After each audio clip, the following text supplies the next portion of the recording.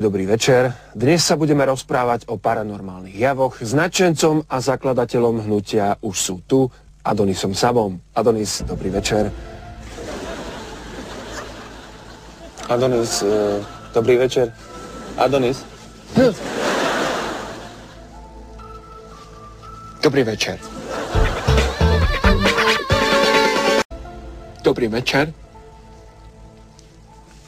Volám Adonis Sabo a pochádzam z južného Slovenska, konkrétne z dediny Čenke.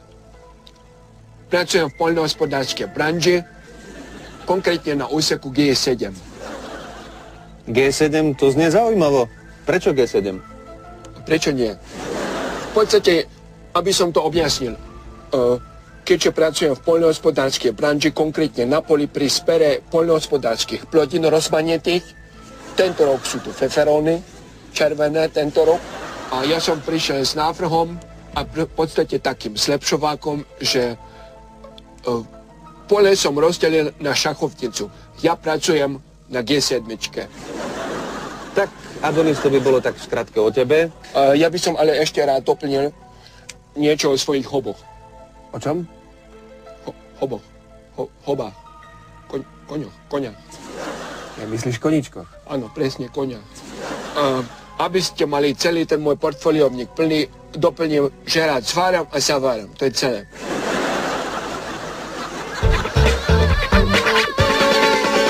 Tu opäť s naším zaujímavým hosťom, ktorým nie je nikto iný ako Adonis Sabo. Adonis je zakladateľom hnutia Už sú tu. Toto hnutie sa zaoberá mimozemskými civilizáciami a paranormálnymi javmi. Adonis, nech sa páči, máš slovo. Áno, hnutie Už sú tu vzniklo na môj popud, pretože som bol pred niekoľkými rokmi násilne teleportovaný z hlavného námestia Komárno na neznámy kosmický koráb. Odtedy pevne verím a viem, že sú tu zelení. Nemyslel som teraz policajné obhliadky, ale myslel som zelených, takých tých malých trpaslíkov s tými malými tykadlami a tie kyšasonky, čo s nimi chodia. A v podstate od tej doby verím na paranormálne zjavy. Adonis, ty si aj videl vesmírny koráb? Áno. Myslíš ako zvnútra? Áno. No tak nám to opíš, ako to tam vyzerá. V podstate to tam vyzerá takto.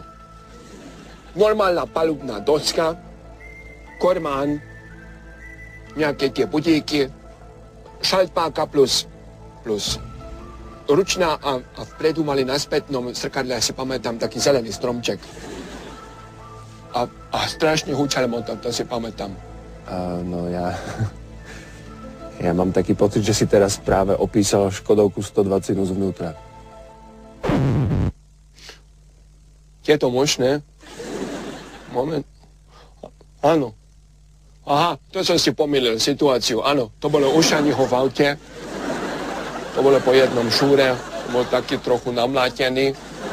No, som hľadal okienko v jeho aute a nenašiel som okienko. Šani ma dodnes spomína. Ale vlastne taký istý pocit som mal aj v korábe. No, v podstate to je rovnaké, 1:2. Jak 1:2? Snad 1:1. Nie 1:2, pretože v korábe som sa aj posral.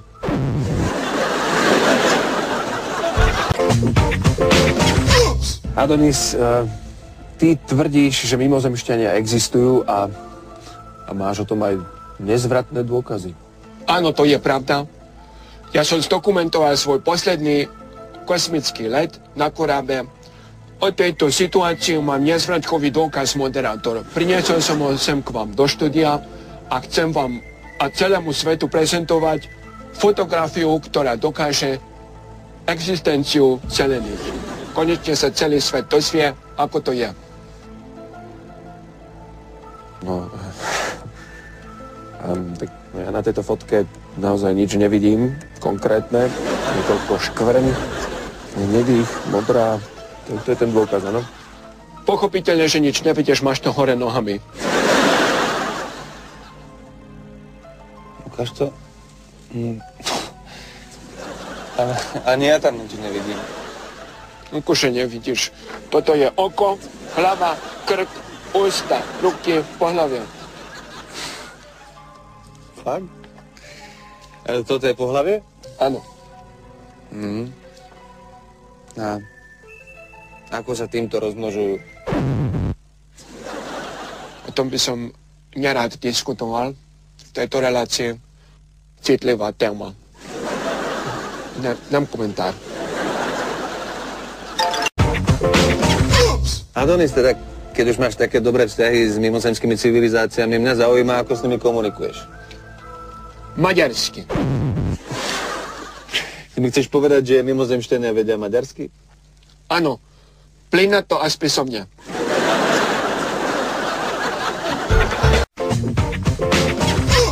Rozprávame sa s Adonisom Sabom, nadšencom mimozemských civilizácií. Adonis, ja sa opýtam takú prozaickú otázku. Čo jedia napríklad? Tabletky. Tabletky a znovu a opäť tabletky. Mal som možnosť ochutnať, niečo moc teda chuť, musím povedať. Niečo medzi rýbeznou, malinou a medvedím cesnakom, teda niečo má, ale zase výhoda tabletky bola, že ma týždeň preháňal. Takže tabletky. Áno, tabletky. Ešte musím povedať, že strašne im chutí náš Ibalín a náš Paralín. Ibalín 400 špeciálne, to im tam nosím na kufre. Zatím sa idú úplne umlátiť, to musím povedať. A v podstate u nich to funguje ako tá malá modrá tabletka u nás, jak volá tá Viagra. Akurát som mal tu tiež česť potom pocítiť, ako to na nich pôsobí. Ale o tejto téme by som sa nerád ďalej diskutoval. Dobre, zmeníme tému. Čo napríklad naše potraviny? Chutia im? Poznajú nejaké? V podstate som taký misionár a doniesol som na ich planétu plánty paprikové, konkrétne feferóny zelené. Takže to som im doniesol. A plus Bibliu v maďarčine. Tak my veľmi pekne ďakujeme nášmu dnešnému hostovi Adonisovi Sabovi za tieto nádherné rozprávky. Ďakujeme, Adonis, bolo to veľmi zábavné. Moment. Ak dovolíte, budem protestovať, cítim trošku sarkazmu. Ale nie, to v žiadnom prípade. Takže vy mi stále neveríte. Veríme. V poriadku, som k tomu donútený, preto pristúpim k radikálnejšej veci. Nech sa páči. ZX5, kde ide?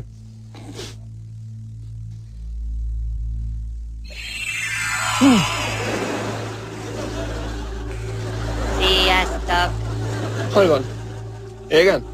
Gyere már be! Gyerünk haza!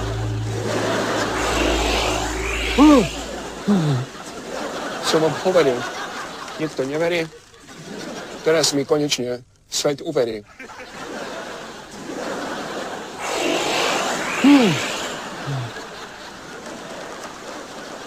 Videl si to?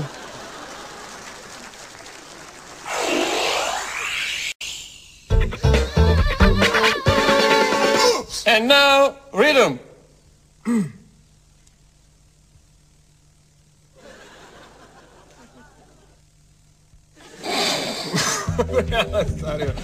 Dudy, go, dudy, go.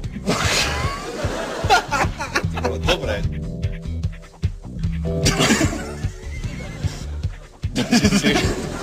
Poď, hovor na mňa. Dudy. Čo si chceš dosiahnuť? Že sa nebudem smiať, keď sa poviem na teba. Vidíte to výborné.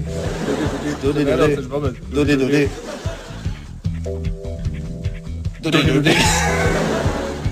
Get on, boys!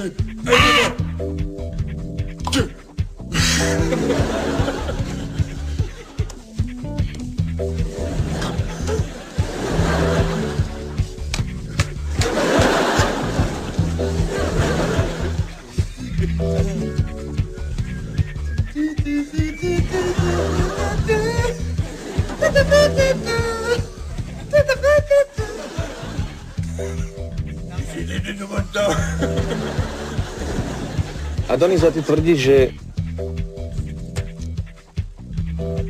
To je pravda, to tvrdím a za tým si stojím. Palubná doska, tachometer, otáčkometer, Nerob. Ale ja som to hral. Ja aj prepáč, lebo mne už išlo. Nemôžeme nikde strihnúť, že? Kurňa. Budeme tu opäť za